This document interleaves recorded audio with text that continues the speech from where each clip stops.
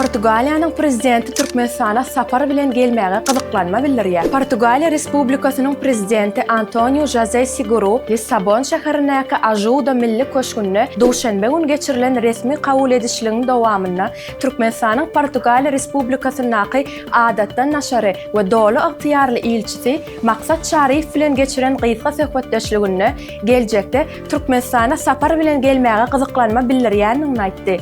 Habarda bellenilşi ýaly Maksat Şarif Türkmenistanyň prezidentiniň adyndan Antonio José Seguro'ny prezident saýlawlaryna gazanan ýeňişi bilen gutlap, ýokary döwlet wezipesine girişmek münasibetli iň gowy arzulary ýetirdi. Şol gün Türkmen ilçisi Portugaliýa Respublikasynyň täze saýlanan prezidenti Antonio José Seguro'nyň wezipesine girişmek münasibetli geçirilen resmi dabara hem gatnaşdy.